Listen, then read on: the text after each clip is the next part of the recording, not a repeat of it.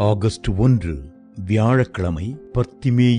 பர்த்திமேயு என்கிற ஒரு குருடன் வழியருகே உட்கார்ந்து பிச்சை கேட்டுக் கொண்டிருந்தான். மார்க் 10:46. அவன், இயேசுவே, தாவீதின் குமாரனே, எனக்கு இறங்கும் என்று சத்தமிட்டு கூப்பிட்டான். அவன் தனது நிர்பந்தமான நிலைமையை விட்டு வெளியே வந்துவிட வேண்டும், இருளில் இருந்து வெளிச்சத்திற்கு வந்துவிட வேண்டும் என்று கூப்பிட்டாலும் அந்த சத்தத்தால் எரிச்சலடைந்த சிலர் பேசாதிருக்கும்படி அவனை அதட்டினார்கள்.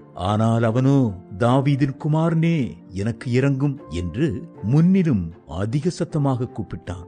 இயேசு அவனை நோக்கி, நான் உனக்கு என்ன செய்ய வேண்டும் என்று இருக்கிறாய் என்றார். அதற்கு அந்த குருடன், ஆண்டவரே, நான் பார்வையடைய வேண்டும் என்றான். இயேசு அவனை நோக்கி, நீ போகலாம், உன் விசுவாசம் உன்னை ரட்சித்தது என்றார். உடனே அவன் பார்வையடைந்து இயேசுவுக்கு பின் சென்றான். மார்க் 10:46 முதல் 52 வரை.